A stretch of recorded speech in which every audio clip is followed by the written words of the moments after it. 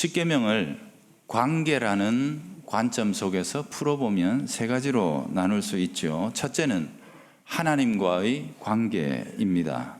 절대적인 권위를 가지신 하나님을 어떻게 섬길 것인가, 이 문제인데요. 1계명에서 4계명까지가 그 내용을 다루죠.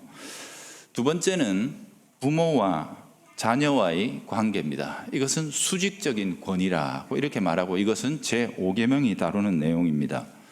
부모의 권위는 부모의 외적 지위나 사회적인 업적 혹은 그가 가진 권력을 통해서 오는 것이 아닙니다. 하나님께서 베풀어 주신 생명의 중개자로서의 권위이기도 하고, 또 내가 가장 약할 그때에 전적인 헌신과 희생, 그리고 사랑 가운데서 보살펴 주시고 섬겨 주신 일에서 기인하는 자연스럽게 발생하는 권위라고 그렇게 말씀을 드렸죠.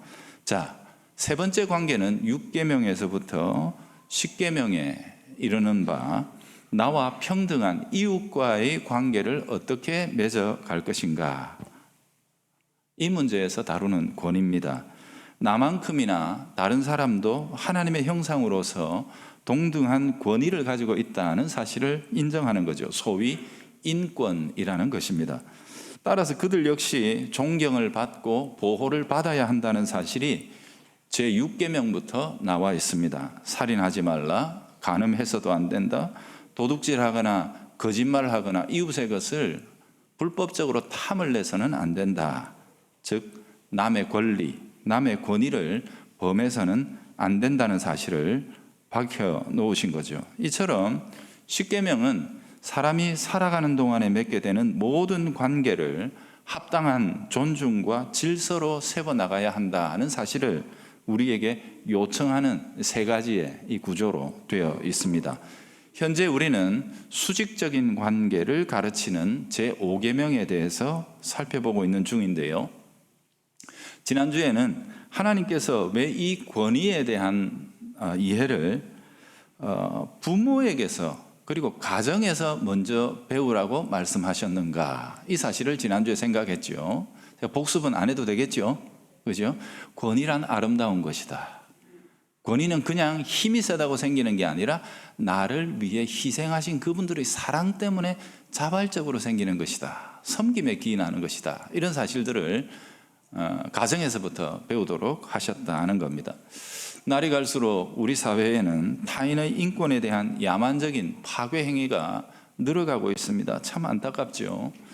친구를 폭력과 협박으로 성매매시키는 것도 모자라서 말을 잘 안 듣는다고 결국엔 죽여버린, 이게 중학생들이 그런 일입니다. 우리 사회입니다. 다른 데가 아니고요. 자기를 꾸지람하는 선생이 싫다고 임신한 선생님의 배를 주먹으로 때려버리는 일들. 여러분, 이게 다 탈권위의 모습이죠. 근본적으로 권위가 아름답다는 사실을 나와 너와의 관계 속에서 어떻게 형성해야 하는지를 배우지 못한 세대가 가진 기현상입니다. 우리 사회의 가장 기본적인 공동체인 가정이 붕괴되고 약화됨으로 발생할 수밖에 없는 당연한 후유증이죠. 나라는 존재 그 자체만으로 의미와 가치를 부여받았으며 단지 나라는 이유만으로 사랑받았던 따뜻한 경험들, 그리고 내가 발휘하는 능력이나 결과와 상관없이 존중받았던 경험이 없기에 자기보다 약하면 함부로 대해도 그리고 무시해도 되는 줄로 알게 되는 거죠. 모든 인간은 서열과 상관이 없이 존중받아야 할 소중한 인격이라는 사실을 우리가 어디에서 배울 수 있겠습니까? 가정이죠. 한국 사회는 이 기초에서부터 병들어가고 있습니다. 타인과의 관계를 맺어갈 만한 충분한 인격적인 기초, 그게 뭐냐 하면 넘치도록 사랑을 받는 거예요. 먼저 내가 뭔데 이렇게 사랑해 주시지? 하는 이 사랑을 충분하게 받아야, 그리고 사랑을 주시는 분에 대한 존경과 권위와 사랑을 경험해야 그 다음 관계들을 맺어나가는데, 이게 지금 딱 단절이 되고 차단이 돼 버렸다는 것입니다. 그 인격적인 기초를 재형성하기도 전에 각가지의 경쟁에 내몰린 우리의 자녀들을 봅니다. 여러분, 근데 이 일이 어디에서부터 시작돼요? 가정에서부터 시작된다는 거예요. 그러니 부모는 내 존재 자체만으로 무한히 기댈 수 있는 안심되는 언덕이라는 사실을 경험하지 못하는 거예요. 아이들에게, 우리 한국의 지금 아이들은요, 어릴 때부터 부모란 어떤 존재냐 하면 내가 각종 성적표에 이런저런 상장과 순위로 보답해야만 되는 존재, 그렇게 인식이 되고 있는 거예요. 이렇게 자랐기 때문에 나중에 내가 순위가 빠르면, 서열이 높으면 갑이 되는 걸로 생각하는 게 당연한 수순이 아니겠습니까? 여러분, 이게 참으로 안타까운 거죠. 사랑하는 성도 여러분, 권위가 없는 권세는 폭력입니다. 존경심을 획득하지 못한 힘은 악입니다. 5계명의 명령을 본격적으로 우리가 생각해 보기 전에 공경을 요청해야 하는 우리 부모 세대들, 우리 직분자들, 우리 윗세대가 먼저 희생과 섬김의 권위를 통해 자연스럽게 우러나오는 존경심을 따르는 자들에게서 얻고 있는지를 생각해 보자 하는 것입니다. 5계명을 읽어놓고 아이고 요즘 것들은 하면서 지나가는 소풀이나 하고 앉아 있으면 이게 과연 온당한 일이겠습니까? 먼저 우리가 통곡해야 한다는 사실입니다. 이게 지난주까지 제가 이어서 말씀드리는 내용이죠. 자, 오늘은 본격적으로 이 5계명의 이야기 속에 들어가 봅시다. 지난주에 반포지효라는 말을 통해서 부모 공경은 짐승만 돼도 자연스럽게 행하는 본능적인 것이다. 하나님이 창조 질서 속에 들어있다는 것이고, 두 번째, 이 세상에도, 교회 아니라 세상에도 이미 소위 도덕적 선이라는 이름으로 아주 강하게 요구되고 있는 것이 부모에 대한 효다. 이 정도만 해도 충분한 것 같은데 굳이 하나님께서는 그럼에도 불구하고 이 부모 공경, 권위에 대한 공경을 첫 번째 되는 계명이다 라고 이렇게 말씀하시므로 하나님이 얼마나 중요하게 생각하시는지를 보았죠. 오늘은 제가 여기에 좀 첨언을 하겠습니다. 우선 제가 읽어드리는 몇 개의 구절들을 여러분 한번 들어보십시오. 출애굽기 20장 10계명이 나오죠. 10계명 이후에 여러 가지 구체적인 법률들이 나오는데 그 중에서 제5계명과 관련된 조항들입니다. 출애굽기 21장 15절에 보면 자기 아버지나 어머니를 치는 자는 반드시 죽일지니라 이렇게 나오고요. 두 번째, 자기 아버지나 어머니를 저주하는 자는 반드시 죽일지니라 함부로 말을 하는 걸 말하죠.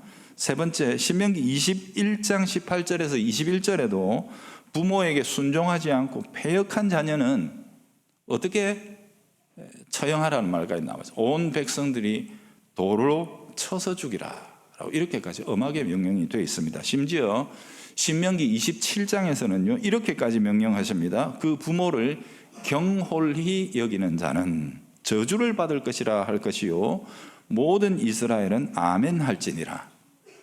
여러분, 하나님이 말씀하시고 백성들이 아멘 하는 것은 바로 이 언약을 체결하는 공식이라 그럽니다. 언약 체결의 공식입니다.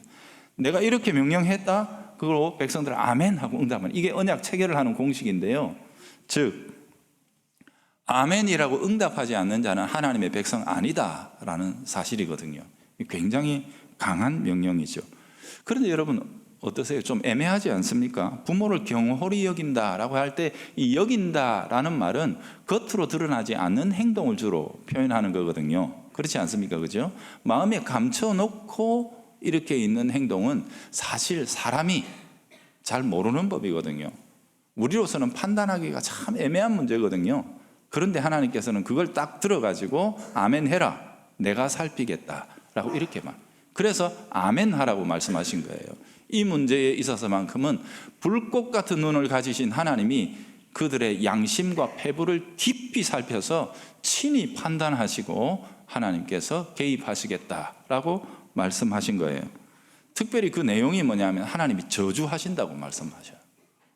여러분, 이처럼 5계명과 관련되어 있는 구체적인 처벌의 조항을 보니까 이 가슴이 섬뜩하지 않습니까? 지난주에는 5계명을 잘 지키는 자들에 대해서는 약속과 복이 있다라는 하나님의 상급을 이야기했는데, 오늘은 보니까 이걸 거역하는 자들에 대하여, 패역하는 자들에 대하여 하나님께서는 언약의 저주까지도 내리신다. 아주 강력한 대조되는 설명들을 달아놓았단 말이에요. 그러니 주님께서 이 문제를 내가 중요하게 여긴다 말씀하신 것이 얼마나 중요한 내용인가 하는 것을 우리가 기억해야 하는 거죠. 자, 정리를 해보자면 이런 겁니다. 하나님은 이렇게 강조하셨습니다. 첫 번째는 내가 계명이라고 명령했다는 겁니다. 계명. 이거 지켜야 내 백성이라는 겁니다. 그러니까 이게 그저 사회에서 부모 잘 섬겨서 효도상 받고 하는 사회적이거나 도덕적인 문제가 아니라 신앙의 문제다. 이건 나에게 관련된 문제다라고 하나님이 친히 이 문제에 대하여 근거가 되어주시고 배경이 되어주신다. 굉장한 중요한. 나를 생각하거든 부모 공경해라 이렇게 말씀하셨다는 거예요. 두 번째, 하나님께서는 그래 잘하는 자에게는 내가 상을 주고 못하는 자는 그냥 안 주는 게 아니라 저주까지 하신다라고 직접적이고 구체적으로 이 문제에 개입하심으로써 이 일에 대한 권위를 더하셨습니다. 물어야 되죠. 하나님 왜 이 문제에 대해서 이토록 예민하신 건가? 라고 물어야 되겠죠. 답은 이렇습니다. 하나님의 나라에서 부모가 맡은 역할은 독보적입니다. 다른 것으로는 대체할 수 없는 대체 불가의 독보적인 역할이 하나님 나라에서 부모의 역할이기 때문에 그렇습니다. 성경은 부모를 직분자라고 우리들에게 풀이를 해줍니다. 하나님 나라를 전수해야 할 책임이 그들에게 있다는 뜻입니다. 부모를 통해서 복음과 말씀이 자녀에게 전수되는 것은 하나님 나라가 다음 세대에도 여전히 존재하느냐 마느냐의 중차대한 문제라고 가르치고 있는 거예요. 여러분 보세요. 우리는 육신으로 아무리 건강해도 기껏해야 100살까지 살까요? 그러면 제가 지금 이렇게 물려받아서 하나님 나라를 이렇게 받들며 섬기고 하는 이 일은 제가 죽거나 혹은 제가 활동할 수 없는 약한 시기가 오면 하나님 나라도 그만 네가 약해졌으니 끝났다 이렇게 되는 겁니까?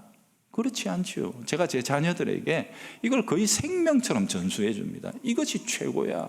이것 없이는 우리는 살아도 산 것이 아니야 라고 하면서 하나님의 나라를 자녀에게 전수해 줍니다. 하나님의 거룩한 주권이 우리의 삶에 있다는 사실을 전수해 주므로 오히려 저는 못했던 것을 우리의 자녀들은 훨씬 더 잘 섬기고 그렇게 함으로 하나님의 나라는 확장되고 더더욱 흥망하게 되는 것을 하나님께서는 목표로 하고 계시다라는 겁니다.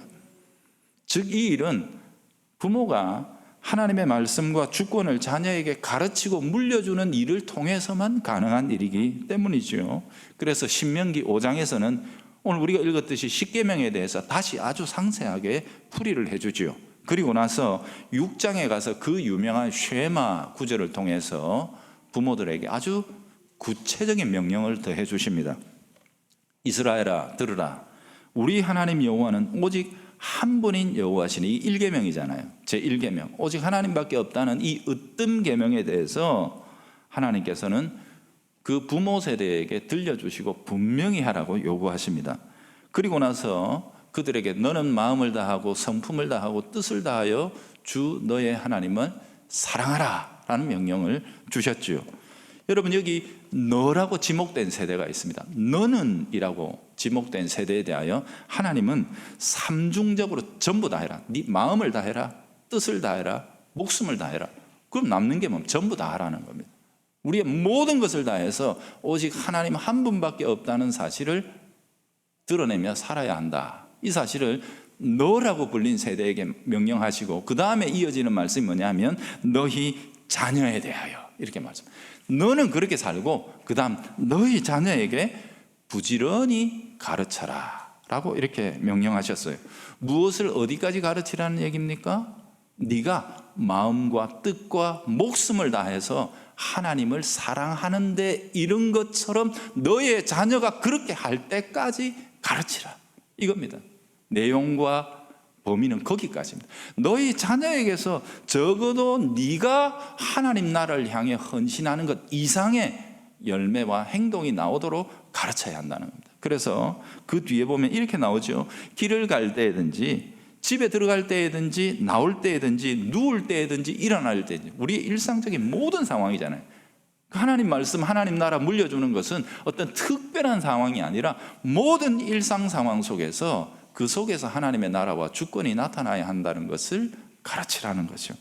창세기에 잘 나오듯이 아브라함에게서 이삭, 이삭에게서 야곱, 야곱에게서 요셉으로 대를 거듭하면 할수록 하나님의 나라는 점점 더 분명해지고 그 의미가 확대되고 또 수적으로도 증가합니다. 그러나 그 믿음의 대물림이라는 것이 단순하게 육신적으로 번성하고 재산이 늘어나고 숫자가 많아졌다, 이게 아니라는 거죠.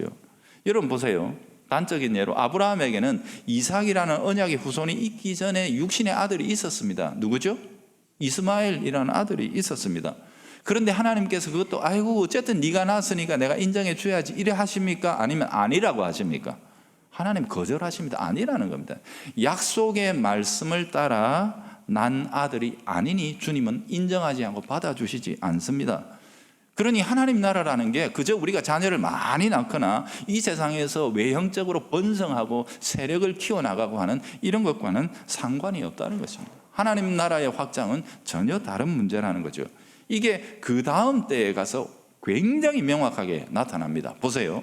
이삭은 거의 한날 한시에 쌍둥이를 낳았으니까 거의 한날 한시에 그것도 한 엄마에게서 동시에 태어납니다. 그런데 하나님이 그 쌍둥이 중에서 야곱은 받으시는데 에서는 아니라고 하십니다. 우리는 왜인지 몰라요. 근데 나중에 확인이 됩니다. 에서는 보니까 장자의 명분과 하나님 나라의 거룩한 말씀을 거절합니다. 그죠? 그것보다 세상을 택해 나가는 겁니다. 하나님이 미리 아시는 거죠. 하나님의 선제적 지식이 에서를 거부하십니다. 즉 하나님 나라의 참된 언약의 후손이란 누구냐? 하나님의 말씀과 거룩하신 주권에 복종하며 따르는 자라는 사실이 이렇게 명확하게 나타나는 것입니다. 즉 창세기는 우리들에게 아버지란 누구냐? 그저 자식을 낳아서 생명을 펼쳐놓은 그런 자가 아니라 하나님 나라의 언약을 전수해 주는 자다라는 사실을 우리에게 분명하게 밝혀주고 있는 거죠. 자, 이 일에 있어서는 아버지만이 아니라 어머니도 동등한 권위를 가진 일꾼이라는 것을 성경은 명확히 합니다. 아브라함과 이삭의 시대는 지독한 남성 중심의 사회 아니었습니까? 그래서 아브라함이 자기가 위기가 닥치니까 아내를 다른 데다 팔아버리잖아요. 동생이요 하고 거짓말하면서 팔아버리면서 자기 그 위기를 모면하는 모습이 나오잖아요. 그런데 하나님은 그걸 용인하지 않으십니다. 아브라함이 사라를 애굽에서 애굽 왕에게 그랄에서 그랄 왕에게 넘겼을 때 하나님은 분기탱천에서 애굽 왕 바로와 그랄 왕 아비멜렉에게 나타나셨던 너희 집안 너희 나라 내가 완전히 끝장을 내버릴 거야 하면서 아주 무시무시한 위협을 가하시면서 사라를 돌려보내라고 하십니다. 돌려보내되 그냥 보내지 않고 사라에게 많은 재물을 딸려서 보내십니다. 즉 사라를 승리자의 모습으로 귀환하도록 하나님께서 만드시는 거예요. 즉 사라도 하나님의 일꾼이라는 뜻입니다. 신명기나 혹은 출애굽기나 이런 데 보면은 우리말로 부모라고 번역된 말이 나오는데 원래 히브리어에는 부모라는 단어가 없습니다. 그래서 부모를 나타낼 때는 반드시 개별적으로 부릅니다. 아버지와 어머니입니다. 근데 그걸 우리는 부모라고 이렇게 합쳐놔 버리니까 불분명한데 성경에는 분명합니다. 너희 아버지와 어머니를 공경하라 이렇게 나오는 거죠. 대단히 중요한 내용이죠. 따라서 부모는 이렇게 정리할 수 있습니다. 성경적인 관점에서 자녀가 이 세상에 태어나서 처음으로 만나는 말씀의 선생이요 선지자입니다. 또한 그들을 가슴에 안고 눈물로 기도하는 제사장이요 중보자입니다. 세 번째는 동시에 하나님 나라의 법을 힘입어서 우리의 본성 속에 들어있는 악을 징계하고 다스리는 왕입니다. 그러니 부모는 하나님 나라에서 왕과 선지자, 제사장의 직분을 자연스럽게 하나님으로 전부로부터 물려받은 소중한 직분자라는 사실이에요. 곧 예수 그리스도의 그림자라는 거예요. 주님께서 당신의 나라를 이 역사 가운데 펼쳐나가시기 위해 귀하게 붙들고 쓰시는 소중한 직분자라는 사실을 우리는 잊어서는 안 되는 거죠. 이것 때문에 하나님께서는 제5계명, 즉 하나님에 관한 모든 계명들을 정리하고 인간에 관한 계명들을 밝히시는 제일 첫 번째 자리에 부모에 대한 제5계명을 밝혀 놓으시면서 이것은 하나님 나라의 문제다라고 분명하게 자녀들에게 가르쳐 주시는 것입니다.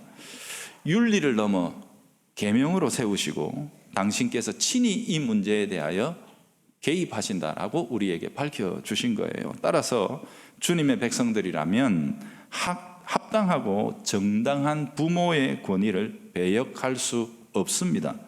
그분들을 섬기고 사랑하며 순종하다가 후에 그분들이 약해질 때 기꺼이 봉양하고 섬기는 일을 거절하는 자는 결과적으로 그들을 우리의 직분자로 선물해 주신 하나님을 거역하는 것이라는 사실을 반드시 기억해야 할 것입니다. 오늘은 제가 여기까지 말씀을 드리겠는데요.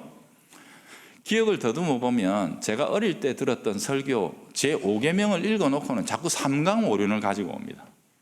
유교적인 예화들을 가지고 와가지고 그러니까 기독교의 이 5계명이 얼마나 중요한지를 모르니까 자꾸 세상의 것까지 쓸데없습니다. 하나님 자신이 이 문제를 다루시겠다라고 말씀하시면 그걸로 끝난 거 아닙니까? 하나님이 이 문제에 대해서 내가 복을 준다, 저주를 한다라고 이렇게까지 강력하게 말씀하셨으니 이 문제가 얼마나 중요한 것입니까? 부모는 우리에게 생명과 영원한 유업, 하나님 나라의 복음, 영생을 물려주신 소중한 직분자들이십니다. 하나님의 복을 우리에게 전달해주는 통로입니다. 마음을 다해 진심으로 사랑하고 섬겨야 합니다. 그렇게 함으로 그분들을 우리에게 선물해 주신 하나님을 공경하고 섬기게 되는 거죠. 주님은 분명히 이것이 약속이 있는 첫 계명이다. 내가 여기에 약속을 달아놨다, 상급을 달아놨다라고 분명하게 말씀하셨습니다. 부모 공경을 통해 하늘나라의 곳간을 여시고 주님이 우리에게 복을 내려주신다라고 이렇게 말씀하셨죠. 약속이 있다, 복을 주겠다. 그만큼 하나님의 백성들에게 중요한 문제입니다. 신실하신 주의 말씀이니 굳게 붙들고 말씀이 명하는 대로 우리 부모님을 공경하고 사랑하며 잘 섬겨서 주님께서 주시는 복을 풍성하게 받아 누리시는 우리 성도들이 되기를 바랍니다. 주님, 주께서 주신 이 제5계명을 통해 우리는 부모의 슬하에서 자연스럽게 세상을 살아가는 권위가 무엇인지를 배웁니다. 그리고 교회의 직분자들의 권위, 그리고 이 사회에 주께서 세우신 다스리는 자들의 권위도 인정하며 우리가 거기에 합당하게 반응하며 순종할 수 있는 훈련을 시켜주십니다. 하나님, 우리 교회의 언약의 가정들마다 이 위대한 제5계명의 열매들이 나타나 이들이 가정에서는 좋은 자녀요, 사회에 나가서는 좋은 시민으로, 모범된 시민으로 빛과 소금의 기능을 하며 살아갈 수 있도록 인도해 주옵소서. 이 계명에 붙여놓으신 주님의 복과 약속을 풍성히 누리는 저희들이 되게 하여 주옵소서. 예수님 이름으로 기도합니다. 아멘.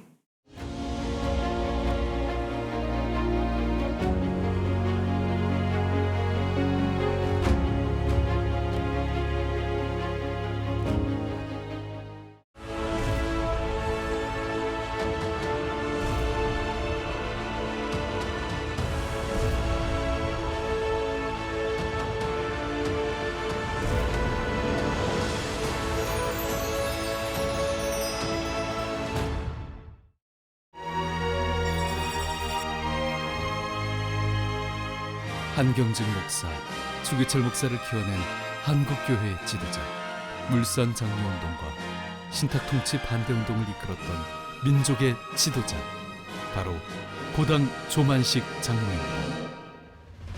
부유한 가정에서 태어나 일찍이 포목상으로 성공한 그는 건강을 잃을 정도로 술과 노름에 빠져 있었는데 동업자 한교정의 전도로 인생의 방향을 바꾸는 큰 결심을 하게 됩니다. 나라가 이 지경인데 이렇게 살아서야 되겠소. 예수를 믿고 나라를 살려야 하오. 그 길로 숭실학교를 찾아간 조만식 장로. 23, 만학의 길에 들어선 그는 그곳에서 하나님을 깊이 만나 새롭게 거듭났고 학교 생활이 낙원이었다고 회고했습니다. 졸업 후 일본 유학을 다녀와 오산학교 교사로서 몸소 뜨거운 신앙과 애국의 본을 보이며 수많은 민족의 일꾼들을 길러냈고 일제의 경제 수탈 정책에 맞서 민족의 자립을 위해 물산 장려운동을 펼쳐 큰 반향을 일으켰습니다. 광복 후 주위의 권유에도 끝까지 북에 남아 신탁 통치를 반대하며 숭고한 믿음의 길을 걸었던 조만식 장로. 그가 숭실학교에서 새롭게 거듭나고 오산학교에서 수많은 지도자들을 길러냈듯이 초기 한국교회는 한교회 한학교 세우기 운동을 통해 나라와 민족을 위한 인재를 배출했습니다. 역사가 말해주는 다음 세대를 바로 세우는 길, 바로 지금이 새로운 기독학교 운동에 나설 때입니다. 이 프로그램은 여러분의 미디어 선교 후원으로 제작되었습니다. 선교는 사명, 후원은 동역. 당신도 복음을 전할 수 있습니다. 선교 후원 02-6333-1003번